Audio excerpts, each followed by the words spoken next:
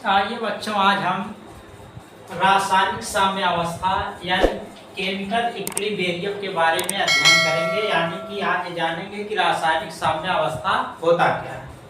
तो देखिए बच्चों, साम्यावस्था का मतलब यह है, साम्य का मतलब आप संतुलन समझिए, यानी कि वह अवस्था जिसमें, अब यहाँ रासायनिक साम्यावस्था कब आएगी, यानी कि उनकी संतुलन की अवस्था कब आएगी। तो साम का मतलब यहाँ संतुलन, या कह सकते हैं कि बराबर की कंडीशन कब आती है। तो देखिए बच्चों, जब कोई रासायनिक अभिक्रिया होती है, मान लीजिए हमारे पास ए और बी अभिकारक हैं और इनके संयोग से बन रहा है सी प्लस डी उत्पाद बन रहा है। और यह बच्चों रासायनिक साम्यावस्था जो आती है, ये उत्क्रमणीय अभिक्रिया में होती है। और बच्चों जब ए और बी मिलकर सी और डी उत्पाद बनाते हैं, तो जानते हैं कि उत्क्रमणीय अभिक्रिया में अग्र और पश्च दोनों अभिक्रियाएं होती हैं। उसी समय बच्चों सी और डी मिलकर ए और बी का निर्माण करते हैं। तो देखिए बच्चों, शुरुआती दौर में यानी कि प्रारंभिक अवस्था में यहाँ ए की सांद्रता और बी की सांद्रता क्या होगी, अधिक होगी शुरुआती दौर में। लेकिन जब हम इनिशियल पॉइंट को देखेंगे कि इनिशियल समय यानी कि जब t बराबर 0 होगा, तो उस समय C और D उत्पाद नहीं बने होंगे। जब t बराबर 0 होगा तो सबसे ज्यादा उस समय A और B की क्या होगी, सांद्रता होगी, जब t बराबर 0 होगा। और बच्चों अभिक्रिया की जो दर होती है वो सांद्रता पर निर्भर करती है, यानी कि जितना ज्यादा सांद्रता होगा बच्चों, उतना ही ज्यादा क्या होगी, अभिक्रिया की दर होगी, यानी कि अभिक्रिया का वेग उतने ज्यादा होगा। तो यहाँ देखिए शुरुआती दौर में ए और बी की सांद्रता ज्यादा है, इसलिए ए और बी मिलकर सी और डी का निर्माण तेजी से करेंगे।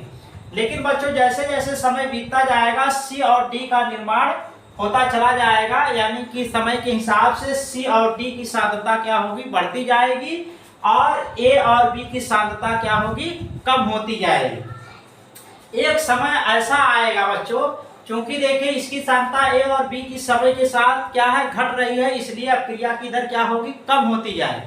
और समय के हिसाब से सी और डी की सांद्रता क्या है, बढ़ रही है, तो सी और डी मिलकर ए बी का जो निर्माण कर रहे हैं उनकी दर क्या होगी, बढ़ेगी। लेकिन एक समय ऐसा आएगा जब ए और बी के अभिक्रिया करने की दर और सी और डी के अभिक्रिया करने की दर क्या हो जाएगी, बराबर हो जाएगी।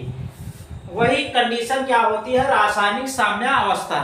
यानी कि जब बच्चों उत्क्रमणीय अभिक्रिया में अग्र अभिक्रिया और पश्च अभिक्रिया का वेग बराबर हो जाता है, उस स्थिति को, उस अवस्था को हम रासायनिक साम्यावस्था कहते हैं। तो देखिए बच्चों, रासायनिक साम्यावस्था को ग्राफ द्वारा समझाया गया है।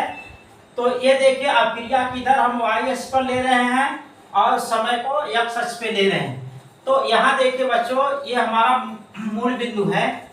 तो ये देखिए बच्चों, हमारा जो यहाँ पर शुरुआती दौर में जैसे ये ए और बी क्या है, अभिकारक है, इनकी सांद्रता क्या होगी, अधिक होगी। तो शुरुआती दौर में क्या है, अभिकारक की सांद्रता अधिक होती है, लेकिन समय के साथ क्या है, इनकी सांद्रता घटती जाएगी। देखिए यहाँ ये सांद्रता क्या है, घट रहा है, और सी और डी की सांद्रता बच्चों समय के हिसाब से क्या है, बढ़ेगी।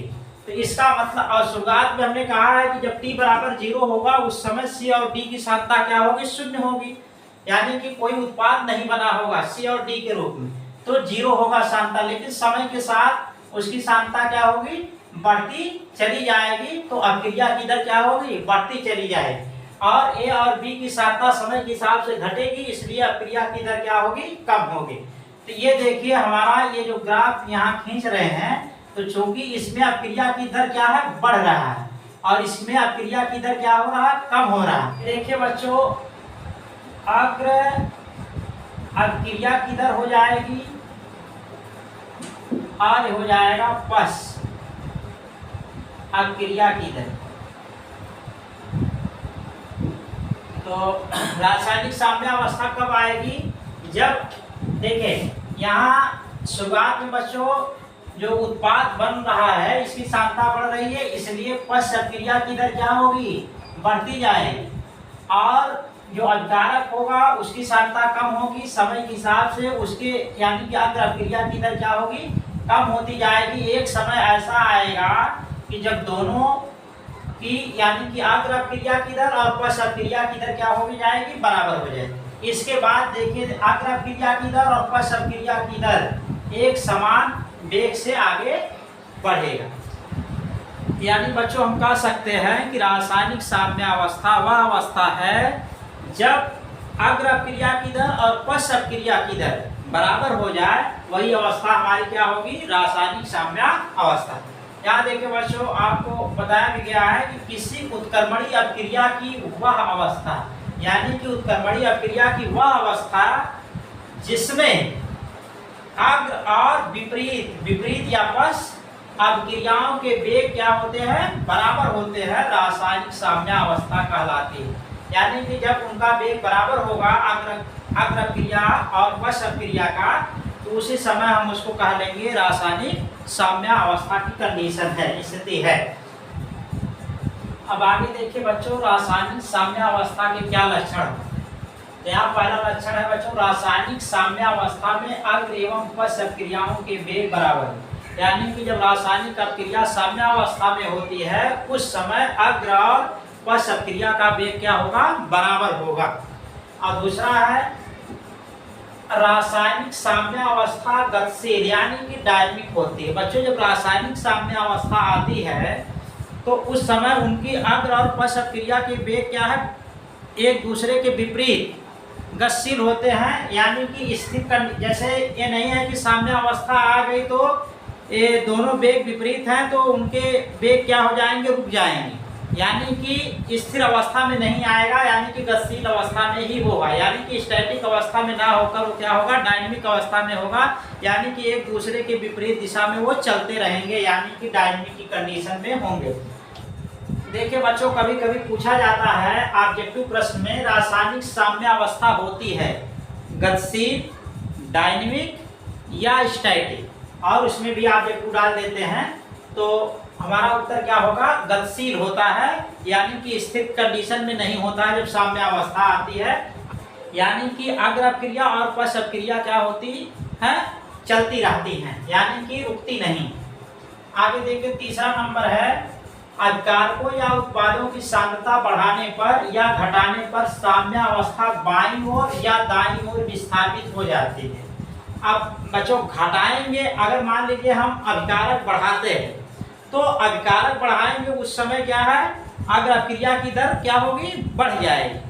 तो जब अग्र अपक्रिया की दर बच्चों बढ़ जाएगी तो हमारा साम्यावस्था किधर जाएगा, दाहिनी तरफ खिसकेगा, क्योंकि अब अग्र अपक्रिया जो है उसके आगे साम्यावस्था में जो साम्यावस्था कंडीशन आएगी इसके आगे निकलेगा। जब देखिए बच्चों अभिकारक की सांद्रता को घटाएंगे तो पश्च अपक्रिया का वेग क्या हो जाएगा, ज्यादा हो जाएगा, जिसकी वजह से साम्यावस्था किधर खिसक आएगी, बाईं तरफ। इसीलिए कहा जा रहा है कि अगर हम सांद्रता को घटाते या बढ़ाते हैं तो हमारी साम्यावस्था बाईं या दाईं ओर क्या होगी, विस्थापित होगी। वो सांद्रता घटाने और बढ़ाने पर निर्भर करेगा। आप किसकी सांद्रता घटा बढ़ा रहे हैं, जैसे उत्पाद की सांद्रता बढ़ा देंगे तो उस समय क्या हो जाएगा, सांद्रता जो उत्पाद की सांद्रता ज़्यादा होने की वजह से उसका वेग क्या होगा, ज़्यादा होगा, इसलिए साम्यावस्था किधर खिसक आएगा, बाईं तरफ हो जाएगा। तो ये आप अभिकारक की सांद्रता बढ़ा रहे हैं या उत्पाद की सांद्रता बढ़ा रहे हैं या अभिकारक की सांद्रता घटा रहे हैं या उत्पादक की सांद्रता घटा रहे हैं, उस पर यह निर्भर करेगा कि साम्यावस्था किधर खिसकेगी। आगे कहा जा रहा है कि ताप दाब में परिवर्तन करने पर साम्यावस्था परिवर्तित हो जाती है। जब बच्चों आप ताप और दाब में परिवर्तन करेंगे तो साम्यावस्था क्या होगी, पहली जो साम्यावस्था थी वो नहीं रह जाएगी, यानी ताप दाब के हिसाब से उसकी साम्यावस्था क्या होगी, बदलेगी। और पांचवा है उत्प्रेरक की उपस्थिति साम्यावस्था को प्रभावित नहीं करती। देखिए बच्चों अगर अपक्रिया के दौरान उसमें हम कोई उत्प्रेरक मिला दें, उत्प्रेरक क्या होते हैं बच्चों, रासायनिक अपक्रिया की गति को परिवर्तित करने वाले पदार्थ होते हैं। तो जब हम रासायनिक अपक्रिया को परिवर्तित करने वाले पदार्थ को उसमें मिलाएंगे तो कह रहे हैं कि साम्यावस्था को प्रभावित नहीं करते हैं। यानी कि जो पहले साम्यावस्था है वही उत्प्रेरक मिलाने के बाद भी होगा, क्योंकि बच्चों जब आप उत्प्रेरक मिलाएंगे तो उसमें आपके साम्यावस्था में अभिकारक और उत्पाद दोनों हैं, तो दोनों को समान रूप से प्रभावित करेगा।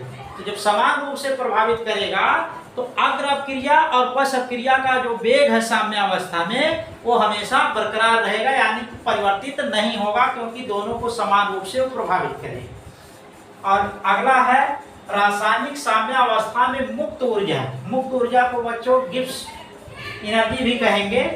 तो मुक्त ऊर्जा परिवर्तन डेल्टा जी का मान शून्य होता है, यानी कि डेल्टा जी क्या हो जाएगा, डेल्टा जी यानी कि गिब्स ऊर्जा जो होगा, मुक्त ऊर्जा होगा, वो क्या होगा, डेल्टा जी बराबर 0, यानी कि डेल्टा जी में कोई परिवर्तन नहीं होगा। जी में क्यों नहीं परिवर्तन हो रहा है, तो बच्चों आप ये समझिए कि जो जी होता है गिब्स फ्री एनर्जी होती है, यानी कि जो मुक्त ऊर्जा होती है वो उत्क्रमणीय अपक्रिया में किए गए उपयोगी कार्य का माप होता है, यानी कि कितना उपयोगी कार्य किया गया है। अगर जितना उपयोगी कार्य ज़्यादा होगा उतना मुक्त ऊर्जा उसका क्या होगा, ज़्यादा होगा। अगर उपयोगी कार्य कम हुआ है तो मुक्त ऊर्जा क्या होगा, कम होगा। तो बच्चों जब रासायनिक साम्यावस्था आ गई तो अब हमारा मेन उद्देश्य क्या था बच्चों रासायनिक अपक्रिया में, जैसे अगर हम ए और बी क्या लेते हैं, अभिकारक लेते हैं, इनसे बनाते हैं सी और डी। लेकिन बच्चों साम्यावस्था में दोनों का वेग क्या हो जाता है, बराबर हो जाता है। अब बताइए जिस वेग से ये जुड़ रहा है उसी वेग से ये भी जुड़ रहा है, तो बताइए सी और डी का उत्पादन तो बढ़ नहीं रहा है, तो उपयोगी कार्य क्या है, बराबर वही। पहले शुरुआत में बच्चों देखिए शुरुआती दौर में जब ए और बी अपक्रिया करते हैं तो सी और डी का मान क्या हो रहा है, बढ़ रहा है, उस समय ज्यादा कार्य हो रहा है, यानी कि उत्पाद की मात्रा जब ज्यादा मिल रहा है तो इसका मतलब उपयोगी कार्य ज्यादा मिल रहा है, हमको उपयोग ज्यादा हो रहा है एनर्जी। लेकिन जब साम्यावस्था आ गई तो सी और डी इधर से ए बी जितना मिलकर सी डी बना रहा है, फिर क्या है सी डी मिलकर ए बी का निर्माण कर दे रहा है। तो साम्यावस्था में चूंकि दोनों के वेग क्या हो रहे हैं, अग्र अपक्रिया और पश्च अपक्रिया का वेग बराबर हो रहा है, तो सी और डी का उत्पादन में कोई परिवर्तन नहीं हो रहा है। जब परिवर्तन नहीं हो रहा है, सांद्रता इनकी स्थिर हो गई, तो इसका मतलब कोई उपयोगी कार्य ए बी के मिलने से कोई उपयोगी कार्य नहीं मिल रहा है, इसलिए डेल्टा जी क्या होगा, शून्य हो जाएगा। तो बच्चों जो जी हमारा क्या है, ये उपयोगी कार्य को बताता है। तो इस समय जब कोई परिवर्तन नहीं हो रहा है सी और डी में, क्योंकि दोनों के वेग बराबर हो गए हैं, तो जिस दर से ये जुड़ रहे हैं उसी दर से ये क्या है, सी और डी जुड़कर ए बी का निर्माण कर रहा है। तो हमारा मेन उद्देश्य था कि ए बी से क्या है, सी डी का उत्पादन करें।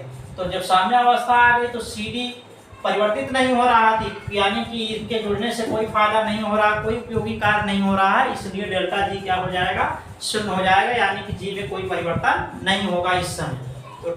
तो ठीक है बच्चों, अगले टॉपिक को हम अगले वीडियो के लेक्चर में चर्चा करेंगे।